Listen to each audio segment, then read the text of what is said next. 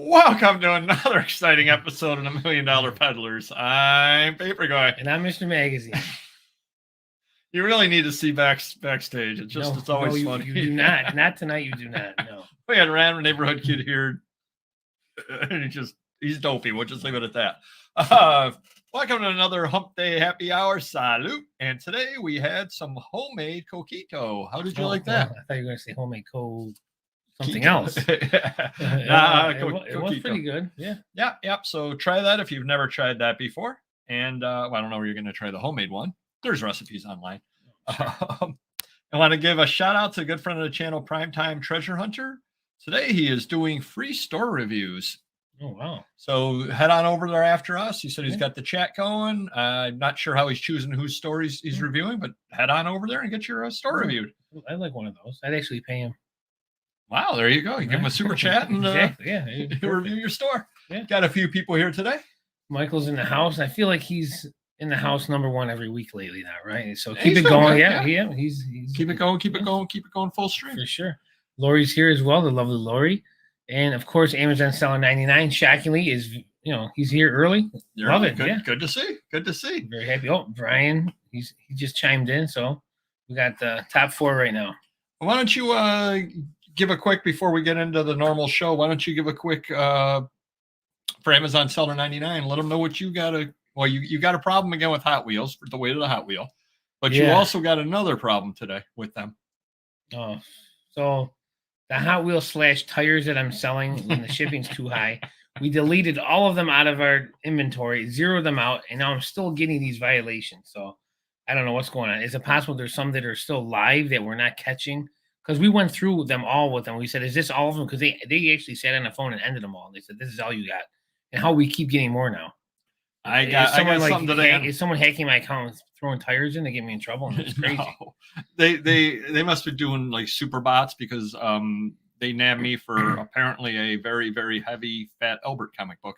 So I don't know what's going on in that. I got to look into that later. It's crazy. But that wasn't the only problem. Yeah, so the new one today, they think I'm selling real lasers, but in fact, from the laser disc collection, I'm selling laser discs. So. And it literally said laser disc right in the list. And I did a search, and we've them listed both ways, 2 words and 1 word. It's the 1 word one right now that's a violation. So I think we should call up and put that baby to bed. So. Yeah. So a few more people have shown up over here. I see the light, and See the Lights is here. Michelle, the lovely Michelle, is here as well. Rupert's here. The lovely Dawn finally made it. Thank you. Wow. And we are ready to rock and roll. Question about the last warehouse. Go ahead. How do you get the banker boxes up on higher I would love to say that it's magic or the Jedi Force, but generally 16-foot ladders do the trick. So those big rolling ones. Yeah, we got a bunch of those. And well, that actually, he brings up a good question. Well, he didn't bring it up, but it leads to a really good question. Do you try to keep, like you don't put records up that high, do you? Or do you? This almost as high, about 14 feet for records. Okay. Yeah. All right. So it isn't that you try to put the light stuff up top just because. No, and the 16-foot shelves or the ladders are big and sturdy. So you could actually take the box off and put it on the top step, and you're fine. It's safe. The side's got the rails up there, so unless you're taking a nosedive over the front, I think you'll be in good shape. You're in good shape. Okay. Yeah, but as far as fork and scissor lifts, I don't want to get into that because I think there's laws and rules with the gas and all that jazz. And they're two things. One, they are pretty big. They could cut the corners around. But also they're slow, so you can walk up a ladder way faster than getting on a scissor lift. You're pressing the button and you're just like, so wow, sound effects today. Wow, you're stealing that from Primetime there with the sound effects. Anybody who doesn't know what Amazon Seller 99 is talking about, every Tuesday for the last 6-7 weeks, something like that, and for a few more, we've been doing a tour of Mr. Magazine's warehouse. Then what we're going to do after that, which is going to be news to him, we're actually going to be going over to his main store and doing a couple of tours of that. And then we're also going to be going to Paper Goey's basement and doing a tour there. So it's going to be good. You'll be able to see from the retail side of things. You'll be able to see, obviously, the large warehouse. You'll be able to see how the one-man band does it out of his house. So I think it'll have something for a lot of different people. Now, what are we doing in my shop? Because I'm actually revamping things for the holiday season, changing the shelving and all that shit. So you might want to wait to make it presentable instead of like House of Guitars. We can talk about it after the show. So I guess we want to get right into how was everybody's week out there? I know a lot of people are complaining that sales are slow. I'm seeing that on the Facebook. I know one subscriber, he's got about 3,500 items. He reached out to me and he went another 25 hours without a sale. And he's usually pretty good about revamping things and revising things and staying right on top of things. So it isn't that he's got a lot of dead inventory by any means, but he doesn't have very much going on. It's been just the same the last couple of weeks, except today's been a slow day. Today was a slow day, but otherwise it wasn't. Let us know how you're doing out there. And why don't you tell us how you're doing? Same as usual. Amazon, we're plugging away. It's been hot and heavy. We got, well over 100 orders every day. eBay's orders are very low, but we're selling expensive high-end items. So it's kind of making up for it. So our sales number is up, but the volume of items are down. Actually, I wasn't going to go there tonight. I was thinking of saving it for a future, but I'll go there tonight with what Amazon Seller 99 said about items won't come up with the search. You have over 10,000 listings, which that's absolutely true. I've tried to find items that I've listed a while ago because when I couldn't find them, I had to find them off of when I listed it and what boxes are around, and it's a pain to do. But a subscriber asked me to take a look at something or other in his store, and I tried to do so on the phone using the app, and it's not easy to do on the app. Now, granted, I don't use the app regularly, but it's not easy to do. It seems like if you use the app, more likely what you're going to be doing on the app, from what I can see, is you're going to be going on and you're going to be looking for a given item, as opposed to finding a given seller and going into his store. Now, I know eBay's trying to work on making it easier for all of us to brand ourselves, et cetera, but more and more people are using the app on the phone also. And it's tough to do searches easily. You and I are used to the desktop way of doing it. Right. You go right to advanced search, you click on there. And I was sitting there looking at my app going, I don't even know how to begin to do this kind of stuff. I don't go into my account on eBay or Amazon on their apps. It's a nightmare. Everything's too small. It's congested. Yeah, the only time I do is if I'm traveling somewhere or other, I will go in on the eBay app.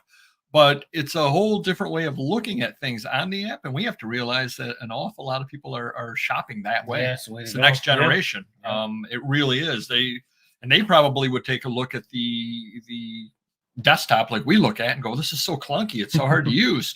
And it's like, well, no, but we've been using it for 20 years. Is what we're used to. Yeah. So it's just kind of interesting, just trying to navigate your way around the app when it isn't something that you use regularly. Yeah, it looks like eBay seems to be down from what people are saying. So a lot of people are having slower eBay sales. Yeah, today, like I said, today right was now terrible. It says they're down. Yeah, the last hour. Oh, Amazon selling Michelle. Yeah, crazy. All right, well, that's who knows what they're doing right there.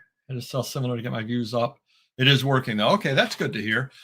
Before the show tonight, I did knock off that last item specific. Oh, nice. So put my feet up, got that done.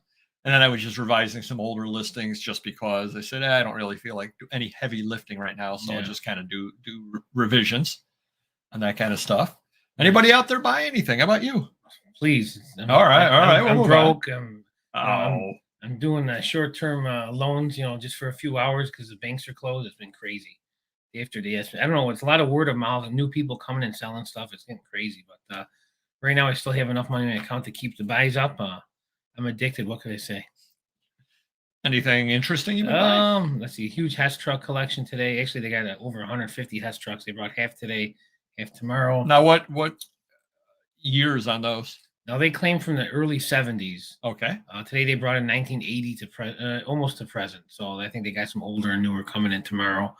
I told you I picked up some 69, 70 Tots basketball high grade stars. So hopefully I'm going to get those graded at some point. I did get some cards back from SGC. We'll probably talk about them next week, but a little disappointing, but it is what it is. What kind of cards? Sports cards. Sports cards. Yep. Okay. And I went on to get the video game graded in a VHS on that site. Yeah. And I was everything ready for submission. I scrolled down and click pay. And right now they're only offering $225 submissions through the end of the year. Oh, Yeah, so everything else is on hold, and it was on hold before that. Remember? yeah, it was November yeah. or something like that. It was So on they hold. basically 2 or 3 months where you can't submit anything unless you want to do like a 5-day turnaround. Now I do have a couple items I'm thinking of doing because they're worth thousands. So just to get them back before Christmas, I might bite the bullet, but we'll see how that goes. Chevy Chase's Christmas vacation? No, Oh, all right. yeah, no, sorry. We're not spending $225 on that. No, absolutely not. Wow. But, still buying tons of sports cards, Pokemon. We're loading up, and I think I'm going to decide to do a TV commercial for the holiday season to market all the inventory and products we have for sale in case people can't find sports card packs, boxes, and Pokemon because we are in overload mode right now. Wow, look at you, big TV star. Yeah, big TV star. You won't see me, but you'll see my store. Oh, there you go. All right, let's see.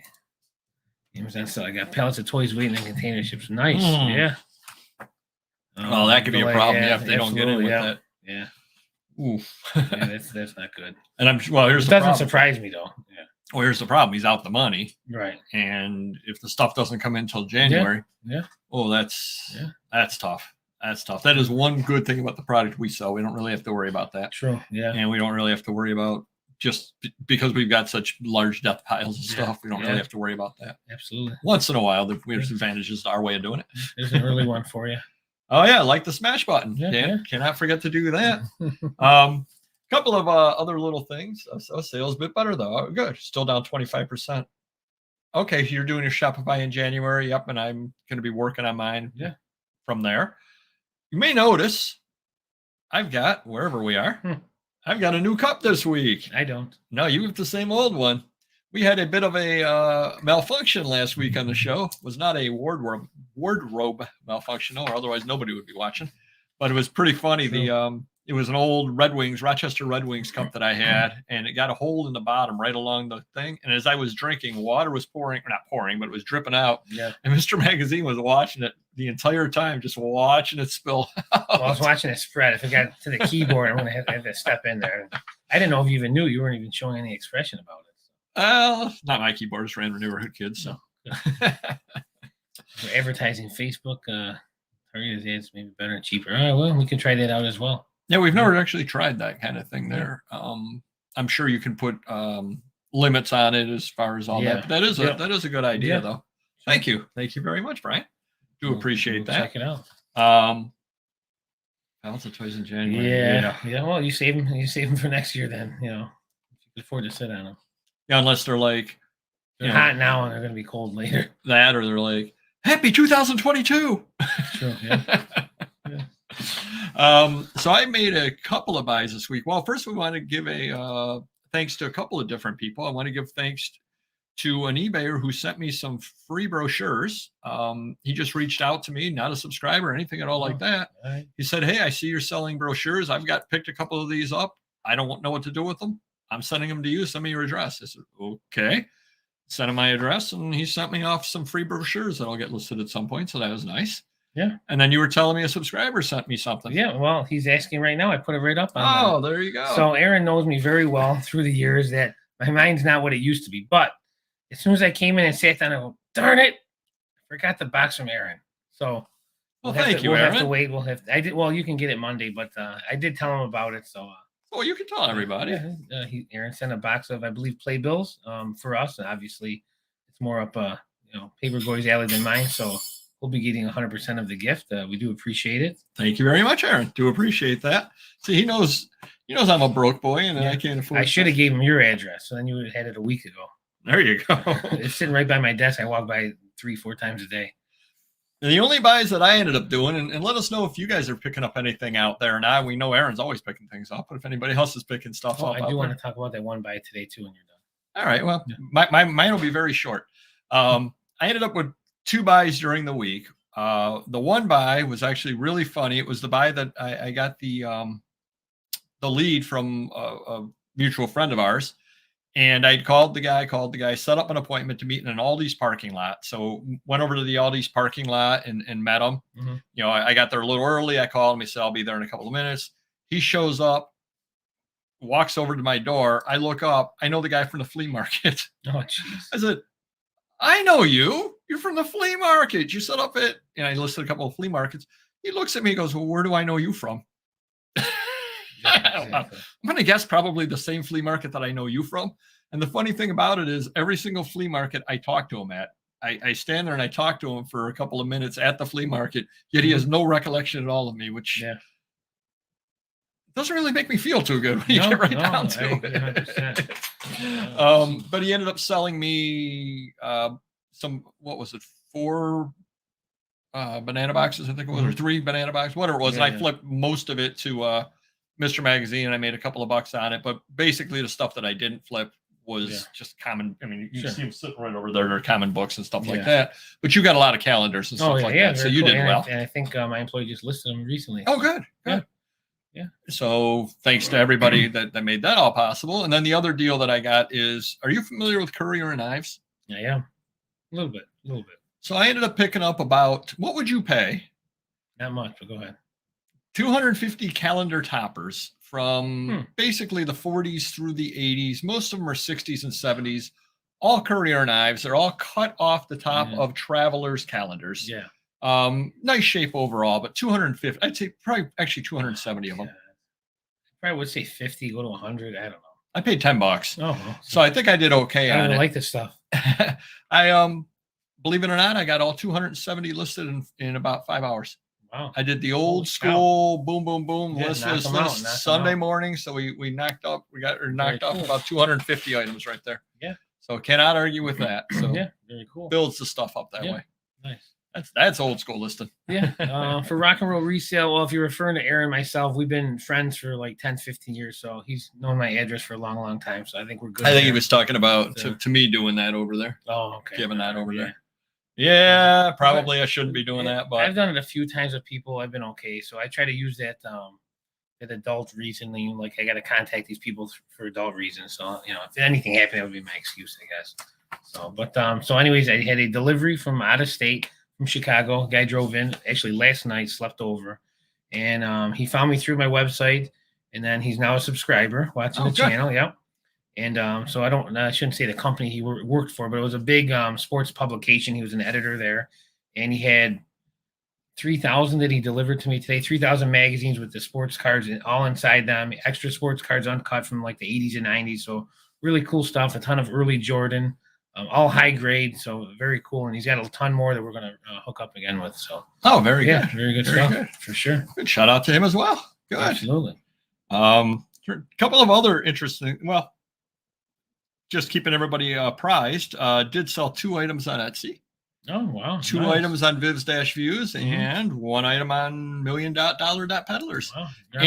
Wow. And I did close the hip postcard and hip comic stores. Oh, wow. What's the reason? Well, they were having some kind of problems with the feeds with eBay and all that kind of stuff. And I wasn't making any sales. And I said, something, I could open it at any time in the future. I'm basically paying money to keep this store open and not getting the sales. What's it cost? I think it's like $14.95 a month per store. Wow. And I said, it's just not worth doing it for that over there for not getting any sales. So I closed it down. I gave it a try, and I can always go back. I mean, I left on good terms as far as that went. Yeah. So, but I said, why keep spending $30 a month that I don't need to spend? Yeah, exactly. True. You end up making a couple of sales, you're breaking even, you're giving your stuff away for free is what it comes down to. Yeah. So Michelle has an announcement. Ready? Oh, yay, Michelle. Couple of other things over here. Oh, I did want to give a big shout out to all our veterans. Tomorrow is Veterans Day. Oh, nice. Yep. No mail service. So that'll be a little bit slower, but shout out to all the veterans. We definitely do appreciate everything that you've done for us. No doubt at all about it.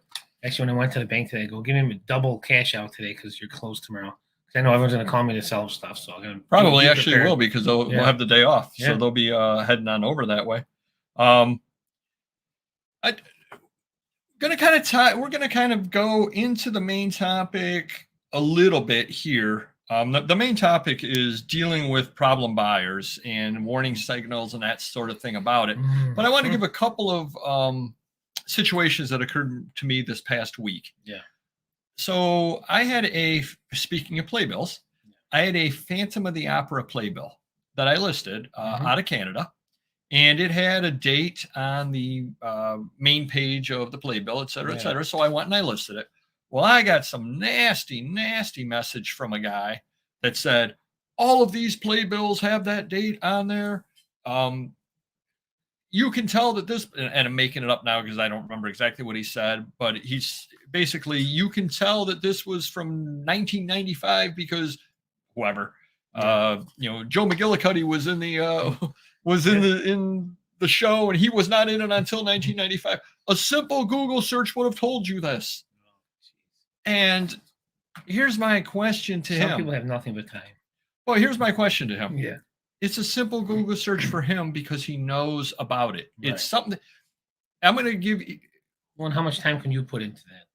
And is it worth it for me? No, and if he had said to me nicely, hey, I just want to let you know, this is from 1995. All of them had that on the, had that date listed on the thing. This actually is 1995. You can tell because Joe McGillicuddy was in it. Right. Thank you. I will post that on the listing to help everybody else. It's no problem at all. But do you remember that famous picture with Harry Truman? Yes. What did the newspaper say? That I wouldn't know. Dewey defeats Truman. All right. Oh, yeah. Exactly. Yeah. So here I am, and I don't know history, and I get that newspaper, and I put up, President Dewey. A simple Google search. It's in a newspaper. How am I going to know to search that if I don't, I just take it at its face value. I like Carl's solution. That's how I am. Yeah. That's basically what I did. I mean, I did change my listing a little bit, so he did help me a little bit right there. That being said, again, I had no idea to search on it, and I don't have time to search on every single playbill. Right. To sit there. I have to trust what's printed in the playbill, and I'm not an expert on them by any means whatsoever. Well, they think you're deceiving people, you know what I mean? And you don't want to sell to someone like that because anything off by a little crease, this or that, and he's going to give you a negative and forget about it. So not worth it. Yeah. So, but that was one thing, and then I got a negative this past week. Wow. Yeah. Hey, we're cooking with fire. I've been getting those too lately. It's just how it is. Nice. Nice. Good luck reading that now. The package was absolutely poor. Was in plastic, but not protected. The top was folded over because it wasn't stationary in the envelope. It moved toward the top, and when he cut it open, he cut it into the brochure. So very annoyed by the sloppy and careless packaging. How easy is it to secure the piece between two stiff pieces of cardboard? Unacceptable. Hey, 2 cardboard. Well, how much did this item go for? Okay, the item went for, I was asking 10 something on it because it had been listed for a while, and he made me an offer on it. So I think he offered me $7 on it. Would you double cardboard items for $7? I don't.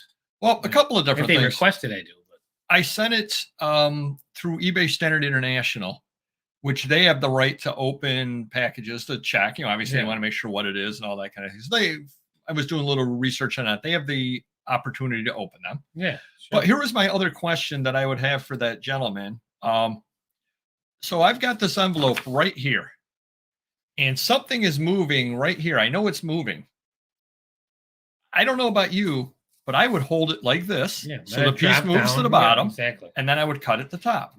He apparently did it this way with the paper across. Mm-hmm. And it's poor packaging on my part because he opened it right across there. And I don't even know. No, I did not use 2 pieces of cardboard. I will admit I did not. I used 1 piece. But again, I don't know if the Standard International Shipping repackaged it. I have no idea what happened to it after it left my hands. It made it to eBay, and then it made it to him. Right. And so another guy I ended up blocking because, again, I'm just trying to figure the logistics. Like, were you holding it upside down and slicing across this brochure with this piece moving? I mean,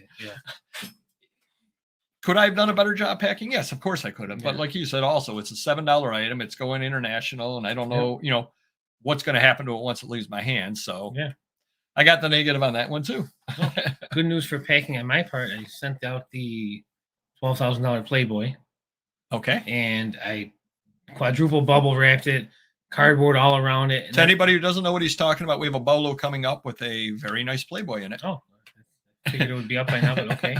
Anywho, so I put that, so it's kind of big once you bubble it up because it's a graded Playboy, cardboard around it. Then I used a CGC mailer box that holds 25 graded comics. Oh, so I put it in sideways on an angle, stuff both sides, and then it's got that at least an inch or two space around it with like corrugated cardboard. So I'm like, there's no way this is getting broken, but you never know. So he did get it today. Oh, good. He goes, I didn't think it was it because it was so big. I thought a girl was going to jump out of it. So, but that's overkill. And like John Jones said, you know, if it's a $1,500 item, it's a different story. You're going to pack it differently than you would a $5 item. But those are the ones you get all the grief. Yeah, no, you're absolutely right about that. I think that's it right there. Yeah, sorry. Yep. What was the other comment there? That was eBay regarding rock and roll resale. He used his first just name. adding my first name at the end of messages. That's crazy. Really? I mean, I've been doing that for years. I've been doing that for years also. Yeah. And here's my reasoning why I use my first name. I use the first name because I think that it builds rapport with the people. You know, hey, now they know my name, and you would be amazed how many people will comment back to you using your first name. Yeah. They will say Dave, and they'll say something or other because it's. Lori, like us, we've been using ours for 20 years. Yeah, 20 years, that's weird. I mean, I would look into that. It doesn't make any sense. That is interesting. Very, very interesting. That's something else for us to worry about because we don't have enough stuff to worry about. Yeah. Wow. Who knows? Who knows what the heck? Oh, yeah. It's a doozy. I got lucky on that one. But we will see it soon. Yeah, it'll be up in a couple of weeks on one of the Bolo videos. Hey, we're actually way ahead of the Bolo videos, which is a good thing over here. Talk amongst yourself while I read through to see if there's any other notes in here. Oh, there is one other quick note. So I got an error when listing the Courier Knives toppers. And I'm going to tell you what I listed it as, and you tell me what the error is. You're on the spot now. Oh, jeez. Fail this, baby. I think, and everybody out there, you can play along at home if you want. So I was listing Courier and Ives calendar topper, 1970, in scene near New Haven. So that was pretty much it. Courier and Ives calendar topper, 1970, in like a hotel. Yeah. In scene near New Haven, which is New Haven, Connecticut. Yeah.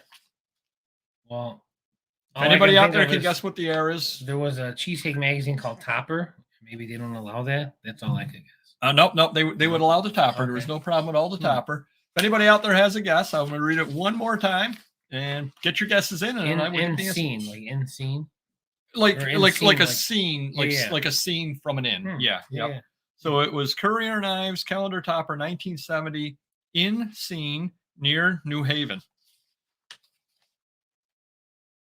New Haven. I mean, in scene and near are the only things that make sense. Everything else should be able to go on there. I mean, they all should. But doesn't look like anybody. Well, see, has anybody guessed it? Near new.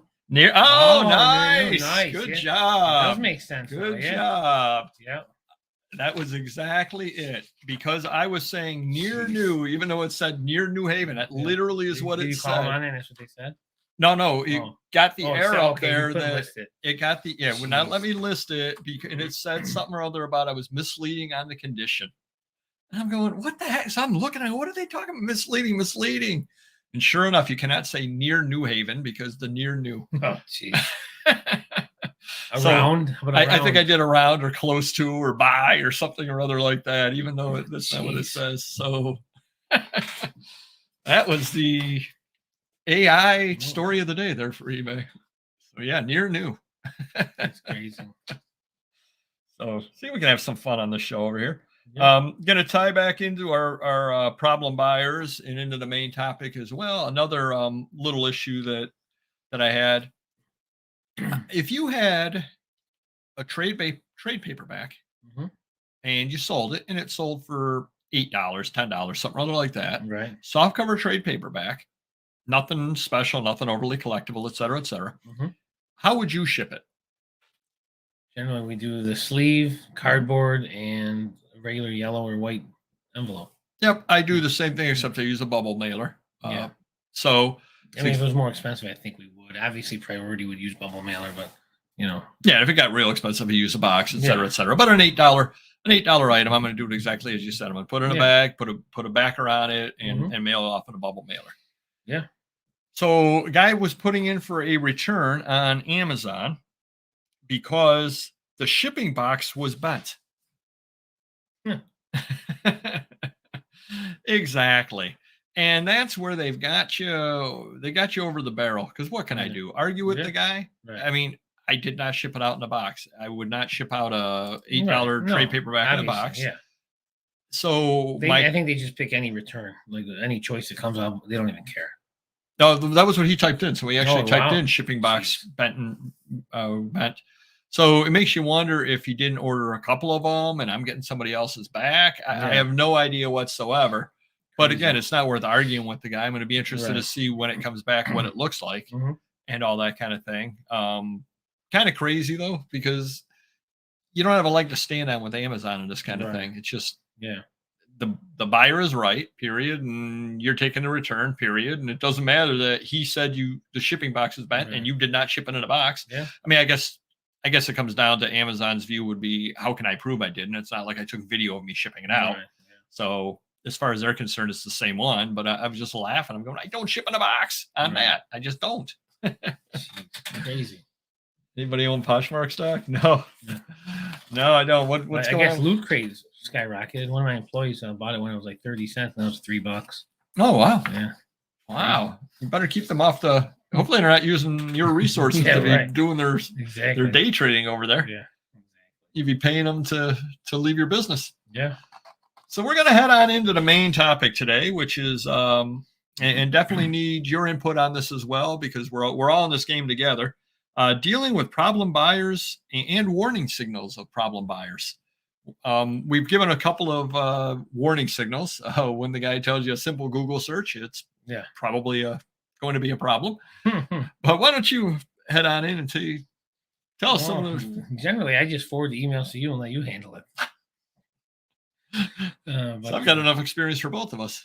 It all depends on, like, I guess what bothers me more. Like if something's hitting, like, really gets to me, then I'll just block them. But I'll try and work things out at first. I remember that one guy that got mad because I wouldn't pull down a magazine and like look in page 48 for him or something. I go, well, I got to hire my employee to go up the ladder, pull the item down.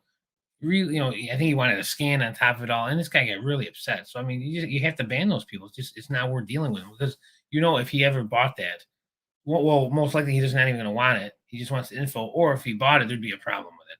So, but especially during Christmas season, I don't want to tolerate nonsense like that. If it's a customer that bought something, it's a different story. But these people that like break your chops over things that they haven't even bought yet, it's and then I had another guy today, and we sold this. Remember that minor league set of cards? It was missing one, and it had two of the same card in it. So and these were commons. Yeah, they were not worth any. The whole set was $8-10. And I said, I guess I can give you a prorated refund. He said, well, I can buy one on eBay, which is hard to believe they have that single for sale on eBay for $4. If I give him $4 back, and so basically I'm giving him 50% back on one card that's worth 5 cents, But again, what else? What are the options? He returns it, and I got a set missing a card. So we were at a big show yesterday, so I was away. I was told him I'd give him the refund. So then, he sends me an email this morning. He goes, do I have to take this further with eBay? And I said, well, I said I would do the refund. I was gone. I'll do it this morning. I gave it to him, and then he was nice. But the point is, like, they think everything's instant. Like they're the only customer. We got other people. But and life happens. Right, exactly. I mean, that's one big thing over there. Life does happen, and it's $3 or $4. I mean, and the item was $8, so it's not like it's not like the guy that bought that Playboy for whatever he paid. We'll keep it a secret. But I mean, like, and that got damaged in shipping or something was wrong. Well, that's a different story. But you're talking about $5, $8, $10. Life is too short to get upset over stuff like that. Well, I'll give the perfect example of why I'm a good buyer, and it's just because I don't like nonsense and I don't like problems. So I ordered some over-the-counter vitamin, I guess it is. And guess what? Guess what the vitamin came as? What? A Pokemon box set of some kind. It was some Pokemon thing. And I looked at it and I go, this isn't the biotin that I ordered. Well, and it's a Pokemon version, like Flintstone vitamin. Exactly. So all I did is I went back on and I ordered what I wanted, because I looked and the prices were essentially the same, value the same. I just listed the Pokemon today. I'm going to end up selling that. I'll end up breaking even. And it's like, I'm going to bother this guy with a return to send back the Pokemon. He's got a big warehouse. He's obviously got mix-ups in the warehouse with shipping. Right. By the time I end up sending that back to him. I'm going to end up having to buy another one anyway. I'll just make his life a little bit easier. I'll list the Pokemon. It'll sell. I'll end up getting the money back out of it. I'll be even. I'll end up with an extra positive out of it. We're all good. Who cares? You know, it's an $18, whatever it is, or $12, whatever the heck it cost me for the biotin. I might just buy another one. I bought another one from the same guy. It showed up. So it was obviously a mistake in the warehouse. I mean, I guess maybe I could have said to him, hey, I got this. But you know as well as I do, this guy's dealing in such volume, he doesn't care. Sure. He truly doesn't care. He's got 500 of them and he's shipping them out. One. It's not like, you know, some one-of-a-kind item. Yeah. I just said, you know, something, whatever. I'm not going to even worry about it on that over there. Where it'll all work out. Just a lot less hassle for everybody that way. Yeah. You know what bothers me? People will buy something. And this happens a lot, eBay and Amazon. They'll buy something and then like the next day or later they'll go, I found it cheaper. I want to return it. Yes. Could you imagine, like, if I went car shopping, I buy an automobile and I'm driving it home and I go, oh my God, it's cheaper here. Hold on, let me turn it around. Okay, here's the keys. I found it cheaper up the road. It's just outrageous to me. Yeah, that's a good idea, rock and roll resale. I mean, not that we pack things terribly. I mean, they get there safely 99.9% of the time, except when somehow or other that envelope I sent gets into a box and then gets shipped to the guy. True, yeah. So, you know, it's not like we ship things terribly, but again, it is human nature to really worry about the high valued items, as opposed to another, you know, a $4 item, $6 they all item. count. They all can give negatives no matter the, you know, dollar amount. Yeah, that is true. Yeah. How about the ones from the people that bought an item and they said, oh, I was selling the item. Somehow I clicked on it and bought it by mistake. You know, it's not the easiest thing to do, you know, buy something by mistake, but people do it. Yeah, right. It's all overpriced. It's worth only $6 on my offer, including shipping. Bye.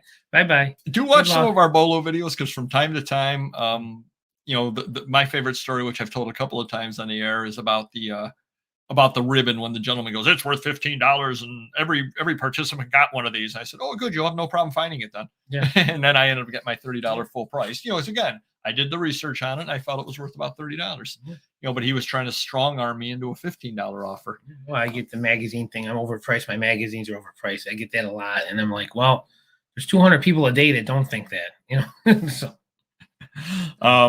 So some of the Amazon, really, it's tough because Amazon, as much as eBay sides with the buyer, Amazon completely does. And there's no real way to talk to Amazon from what I've seen. It's really, really difficult. And so you're just more or less, you're forced to take everything back. Now I know you can put in I forget what Amazon Seller 99 would know what it's called, like the mighty claim or whatever it is, where if they send back something that's not what it was that you sent them, et cetera, you can put a claim in and get some money back that way. But there's a lot of hoops to jump through on it. And Amazon is just a crazy little world there for handling that. And the other issue with Amazon is, and a lot of people here are telling us, which is absolutely true, you block the problem bidders. You can't do that on Amazon. Right. Yeah. I've had a couple people scam with the football card boxes where they'll say, oh, they were resealed, and then they'll send the cards back all opened. You know, we've sold thousands of boxes in the last year, and none of them are resealed. Right, no, but I do keep their username, you know, in case it does happen again. That I will at least contact Amazon. Hey, this happened twice with this guy. What am I going to do about it? You know. See, it's funny you said that. One of my notes over here is keep track of who buys what. Save the emails. If the same person constantly has issues, block them. You got to lay the stand out with Amazon, and then they could see that. You know, maybe they'll do something. Who knows? Well, and then the thought is also they probably aren't just doing that to you. Right. They're probably doing it to, you know, and you do read about these people every once in a while. They end up getting busted, mainly on Amazon. They end up getting busted where they basically make a living out of this. Yeah. There was one guy, and I forget the particulars of it, but he kept buying stuff and then he kept returning it, but he was returning lower grade stuff. And I'm making this all up because I don't remember exactly what it was. But he'd be like buying iPhone 10s and sending iPhone 9s back and that kind of stuff. Happened. We sold a $200 Magic the Gathering card, and my manager said he came back. He said it wasn't authentic, which I knew the guy had it forever. It was a good friend of mine. Anyway, so he looked at it. He matched it up to the scan that we originally had. This card's like VG plus maybe, and you had a near mint one. So definitely swapping. And you know, I didn't even. It was $200, but like I'm gonna call Amazon. They're gonna do nothing for me. They won't understand. I'm gonna get frustrated. So I just ate it, honestly. Oh, that was on Amazon. You said that. Yeah. Okay. Wow. Let's see what other people over here are saying over here with the warning signals and how you deal with problem buyers. So yeah, the better packaging definitely adds up. Good business. Yeah, no, it does. And Everyone, we're just all blocking. You got to block them. That's all you can do. If that's what makes you sleep at night, that's how I am. So be it. yeah, it is. That is why it is a lot easier on eBay though, is because you can block. Yeah. Remember though, too, we are coming into the holidays as well. Yeah. It's only going to get worse. It really will, and some of it I think is.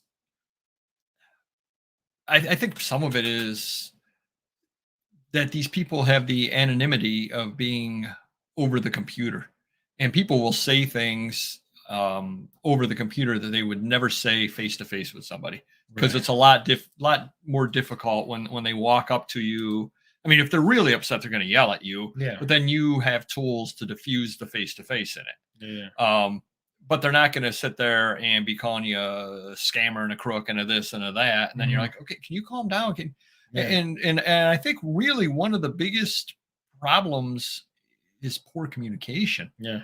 And that happens regularly. First, I got my item and you're a scammer.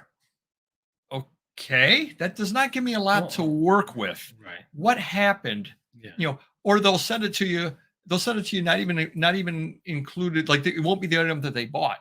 Right. They'll be messaging you off a live item, and you'll be looking at it going, "You didn't even buy this item. Yeah. What item did you buy? What happened? Let's slow down. Slow down, Sparky. Yeah. Let's go back to step one.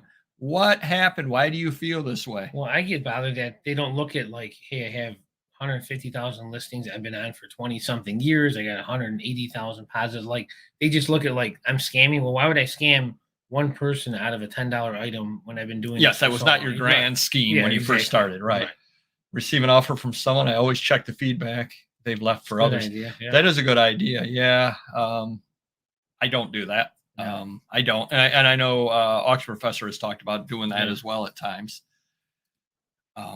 And I know him, and I think Primetime also mentioned that there are ways that you can read the feedback left, because you can't leave a negative feedback for a buyer, but you can read the feedback left. Yeah. Sometimes some sellers will leave feedback that'll basically be saying, "Stay away from this guy," in a nice manner of saying it, kind of deal there. I got an email yesterday complaining about my price. I checked and saw he gives tons of negative feedback. I blocked him. He was thankful for the warning.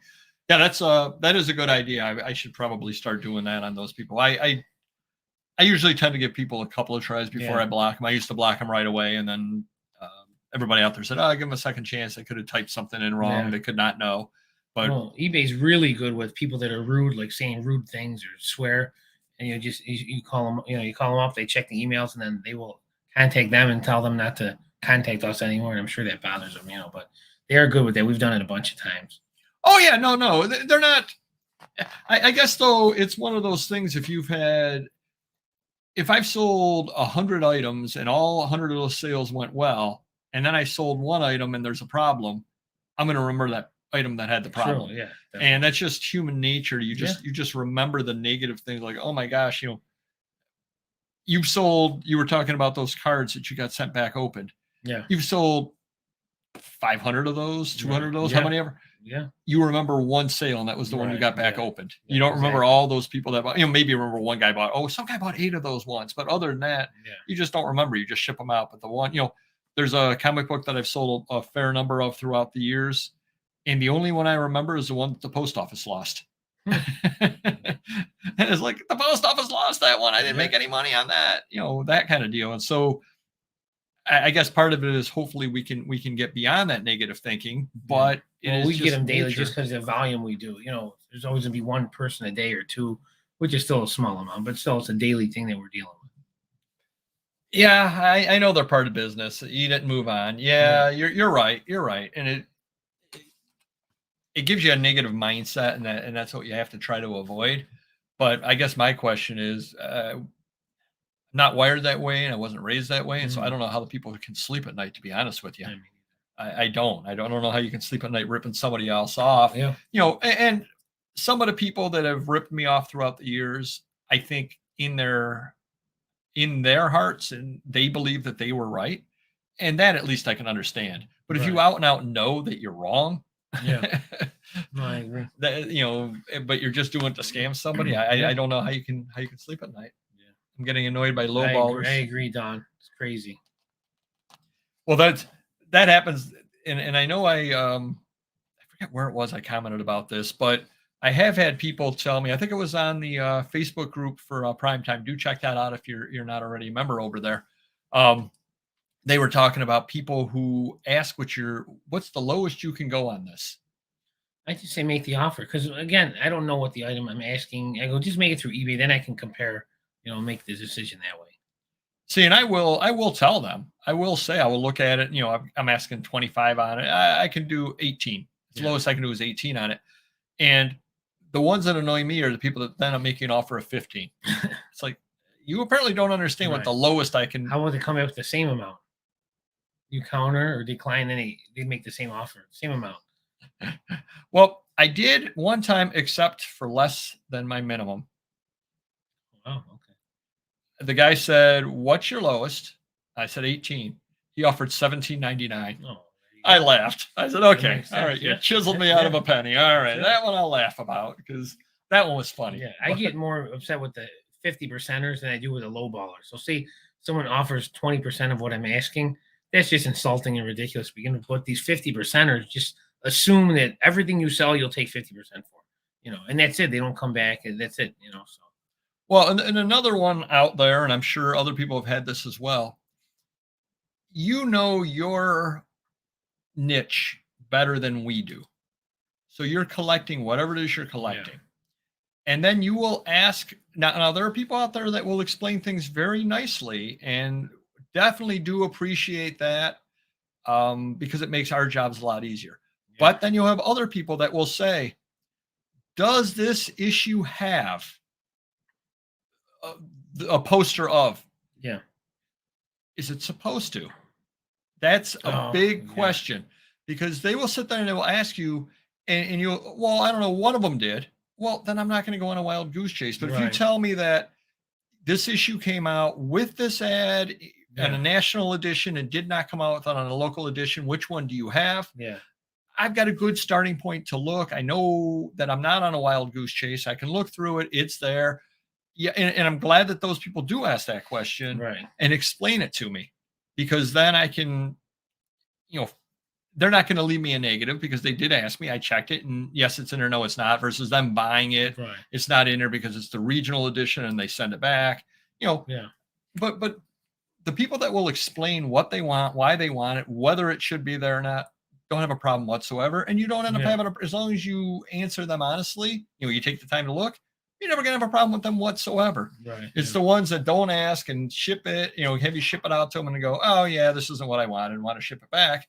Those are the ones that get, because you had to have the time to pull it, the time to send it out. Right. It isn't even being out the money or any of that. It's just all the time that you spent on it. Yeah. If you had asked the question nicer up sure. front, there wouldn't have been that problem. Yeah, I let them float all the insulting ones. I don't even waste my time because say I get 30 30 insulting ones a day. Am I going to spend 30 seconds on each one? It's not worth it. I decline them because I got the OCD. I want to see my messages 0, and then when I go onto my dashboard, I want to see 0 offers outstanding.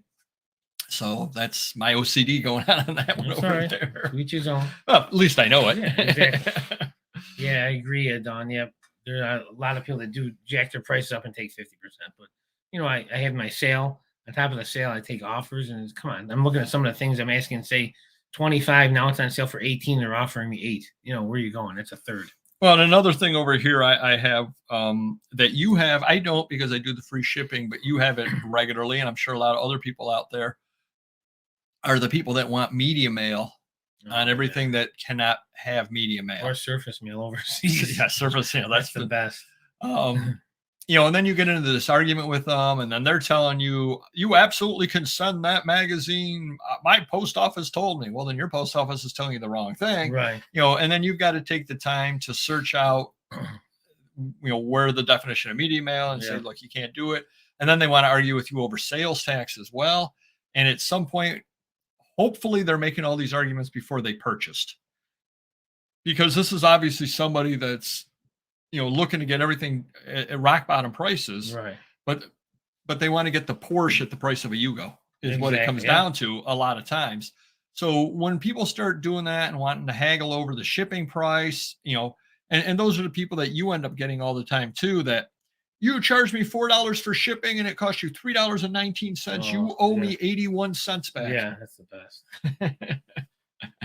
But that thing happens all the time. Yeah. It really does. And then they just want to argue about every little penny. And at times I've given them money back and then I just block them because I say, I Right. don't want to deal with somebody like this in the Right. future. I've got fair prices. I'm easy to deal with. Right.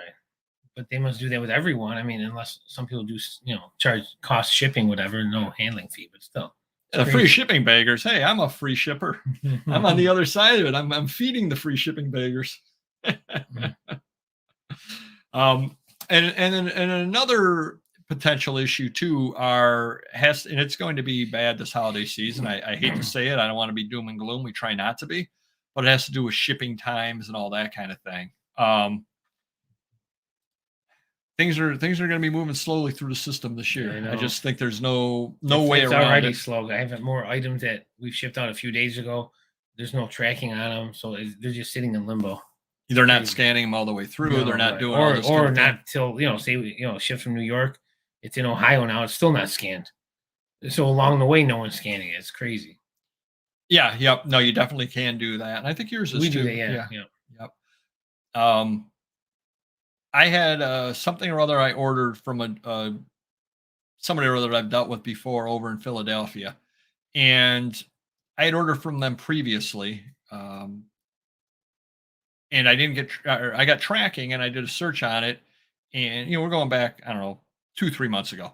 I did a search on it, and the tracking showed no movement, no nothing at all like that. So I contacted them and I said, "Hey, did this get sent out? Let me look. Oh, my wife left it in the car. It never got sent out. I'll send it right out to you." I said, "Okay, no problem, no problem. I'm easy going, whatever." Yeah. It wasn't something that I needed yesterday. So he shipped it over to me. I bought something else from him and I checked the tracking and it hadn't moved yet. So I said, "Hey, did you forget your wife forget something in the car again? This hasn't gone out." And he goes, No, it went out. It went out. I swear they're not scanning it. It never got scanned and it showed up on my doorstep like 2 weeks later, priority from Philadelphia. Crazy. So when people start, well, I've been going to the post office and anything expensive, 500 or more, because it's on the way to my shop. So I just pull in. There's no line.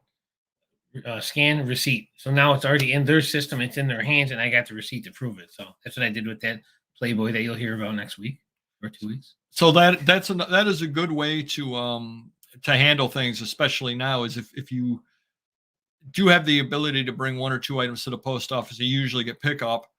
Maybe it is worth doing that for that because that will head off a problem at the pass. Yeah, because especially they if it's scan valuable, you don't have to worry about it, or something international that you want to make sure has an initial scan. So maybe one day, maybe for Christmas, I might have to go there every day and bring 5 or 10 items. Who knows? But if that's going to save headaches on $1,000 in product, it's worth it. So that's actually a really good idea for that over there as well. Back to Papergoy's negative feedback. You have to remember the buyer paid around $15 for shipping and customs on a $7 item, plus international shipping is tough on packages. Add cardboard. Again, I did have the one piece of cardboard in there. But his argument was more that he, from what I got, was that he did cut it open, which again, I'm still trying to figure out the logistics. He must have laid it down flat. Must have been how he was doing it when he did it. I'll say so. I don't know, but got the negative. I responded to it, and all's good. And that kind of ties into the other thing I have over here. Another note I have. Do remember that negative feedback, it happens. It's not the end of the world. Obviously, if you're sitting right now with 20 positives, it does seem like the end of the world because all of a sudden now you're at 95% and all that. But I have definitely noticed in shopping for things, especially shopping for supplies and things like that, or for shopping for the biotin that I purchased, the people that are selling at those levels, 93, 95, 97%. I mean, if you can get somebody with 98%, they are high volume. So definitely. They just, I mean, I saw somebody I bought something or other from today. 93%. But what I was buying, I said, I don't think they can screw this up, and if they do, I will return it. Right. But 93% on that over Do you there. think a lot of the issue is they have so many sales they can't keep up with the day and things are going out late? You think that's part of the reason? It could be that, or it could be, and again, when I got the wrong item, I was just, understanding about it. Not a big deal to me. Yeah. Other people may not be that understanding. They may, right. Why'd you send me this? Why did you send me this? That kind of thing. And the other issue might be inventory control and all that kind of stuff. Yeah.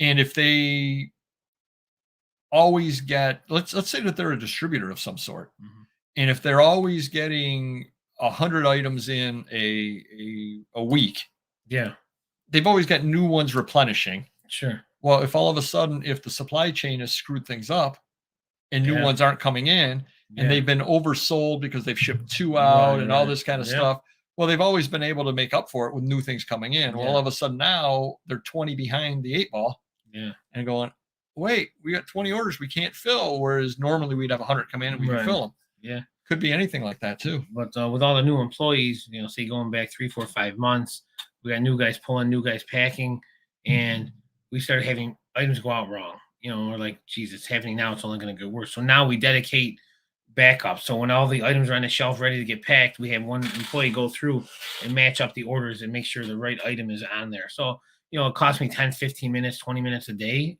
worth of labor, but it also is good customer service because we know they're not going to get anything wrong, and we know the stuff's right. So everyone should be happy. No issues, no refunds, no return it. So, it's worth it. Wow. I'd never heard of them. I thought the scan sheet was the be all and end all. I know they've tried to get you to do it and tried to get me to do it. Yeah. We're still holding out, not doing it, but wow, that's crazy. We have a scan box over there, big scan box. Anything that's 100 or more, we make sure they scan them right then and there because these people don't want to scan 200 items, 300 items. So, but at least say there's 20, 30 valuable items, they'll at least scan them right from the get-go. So, I think I did write down one other good tip to avoid problems with buyers. Now, this isn't necessarily a problem buyer, but it's to avoid problems with buyers, and that's undergrade. Yeah.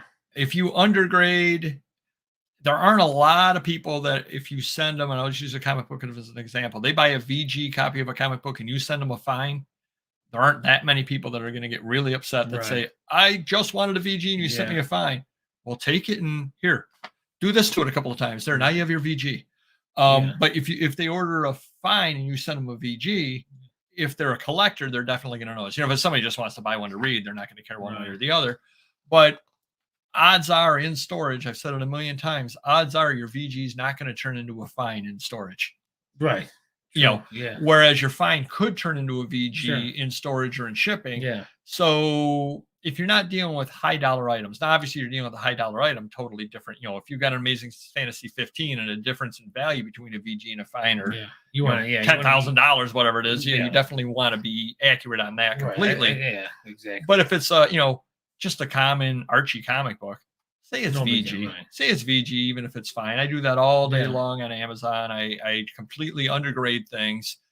I don't get any complaints about condition because of that. Yeah. Because you ordered a VG and you got a fine. Good for you. I tell my employees too. But if it's a high dollar, like sometimes they'll use VG loosely because they think they're not an expert, and not that I'm an expert. But again, we've sold tons of stuff. It might be like new and they're putting VG. I said, well, like new, it's $50. Try and be a little more accurate on higher end items. If it's cheaper, who cares? So same concept. Oh wow, $700 on ephemera. Nice. Good. Yeah, good. Very cool. Crispy's Toys and Treasures is in the house. That's good. Yeah, and and again, if you undergrade, that will solve problems. It definitely will. It just I had a gentleman. Usually, I make people return magazines, but for some reason or other, this guy said the magazine wasn't complete, and I believe him. I mean, it was a magazine I picked up secondhand. It probably was not complete, and he was just very, very nice about it. He goes, "Well, I'd like some kind of a refund. I'm going to look through the whole thing. I'm going to tell you, I did notice these pages." So the next morning, he came back and said, "Well, just to let you know, I went through it, and page 17 and 18 was missing. Page 23 and 24 had a coupon clipped. He went through it, told me every single little thing, and I'm like." Could he be making it up? Sure. But you know something? I just gave him a partial Well, refund, most and I people said, "Here you go." understand because they know we sell volume magazines. They understand it's going to happen. But what kills me is most of the time, it's the one article they want is what's missing. I love that one. That's great. Now, this gentleman did enjoy the other content that was in there, Oh, but good. again, he was very nice about it. He Yeah. just said, "I don't know if you knew this or not," and that coming from having gotten complaints and reading complaints that you've gotten, et cetera, with magazines, it's rare that somebody does understand that. And he Right. was nice enough to come out and say, "You probably didn't know this, but," Right. and that goes a long way. Instead of yelling at me from the start that, Yeah. "What are you trying to do? You should have said this was missing pages." I didn't know that, but he said, "You probably didn't know." Hey, Right. now we've started off on a good foot. Yeah, absolutely. And, you're understanding. I mean, you're not happy, but you're Right. understanding, and I'm understanding, and we're not yelling at each other. And, you're not calling me a crook, and I'm not calling you a liar. And we're not, it doesn't get down into that. Right. I gave him a refund. He got his magazine. He's happy. It's missing a few pages. Can accept that because he's not a Right. collector. He was reading it and he wanted some content out of it. Yeah. That was a negative experience potentially that ended up turning out well. Yeah. And, kind of ties into what a lot of different people have been saying here in the feed. Keep your temper. Yeah. As hard as it is, keep your temper. And that is hard when you wake up in the morning to your inbox and there's Mhm. some guy there, all caps, saying, "What do you think you're doing, you scammer?" It's hard. It's hard to keep your temper at that point, but you've Yeah. got to diffuse that situation.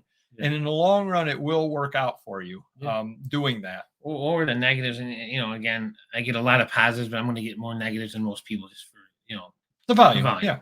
And I love, say I have 4 negatives, but then I have 1,000 or 1,200 positives, for the month. And they'll say, "Geez, I went back and I looked at all your negatives, and I'm not going to deal with you." And I'm thinking, like, have you ever been to Walmart? Like, our success rate's way higher than Walmart and Target. It's crazy that 4 negatives will turn them off, where we have 1,200 happy buyers, in a month. So Right. crazy. Yep. And Well, I don't want to deal with those people. Well, and the thing is with those negatives also, and it was the same thing with the negative that I got. The gentleman never contacted me. Yeah. He just left the negative.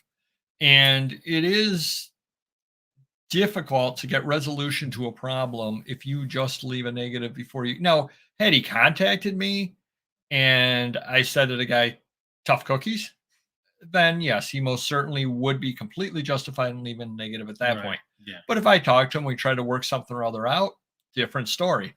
But a lot of people, for whatever reason, just want to go nuclear and hit the negative button right away for whatever reason. Yeah. And once they've done that, it takes away a lot of incentive to work with them. Right. And what do Yeah. you end up doing? You end up banning them, and then they can't buy from you again because, again, they went right for the negative instead of reaching out to you. Because there are a lot of times they are honest mistakes or there's misunderstandings, and they can be worked out. They're worked out easily. Yeah. The guy paid $7 or $8 or whatever on the brochure. Sure, we could have worked something or other out. But he just left the negative, so that kind of closed the door to that. Yeah. We do this sometimes. It is fun to do that. Kill them with kindness. Kill folks. Angry buyers. Yeah, for sure. And then block them. Yeah. Send them nice emails and stuff, like playing dumb, like just trying to be cute with them. Yeah, does bother them. Yeah. There are times when you can do that. With the other thing that upsets people, and of course, don't do this because I would never want anybody to upset somebody, but state your case when you contact them and then block them. Yeah. Now, sometimes they can still contact you back and sometimes they can't. But that really, because then they're stuck screaming at the computer because they can't comment back to you at that point. True. But it's like, come on, I've had enough. Yeah. Would be nice if eBay forced the buyer to try to work it out before being able to drop the red donate. Yeah, that would be exactly. that would really solve a lot of the problems. And I think there are a lot of buyers or sellers are more than willing to work it out. Yeah. Obviously I had no idea that this had happened to this gentleman.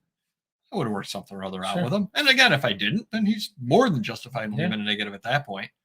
And I'm going to go back to the first negative I ever got on eBay. You probably can find it if you search. I don't know how long they keep your feedbacks for, but I sold remember green stamps?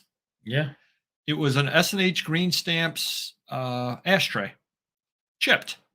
I had a picture of it. I said, chipped ashtray, sold it. Guy left me a negative that it was chipped.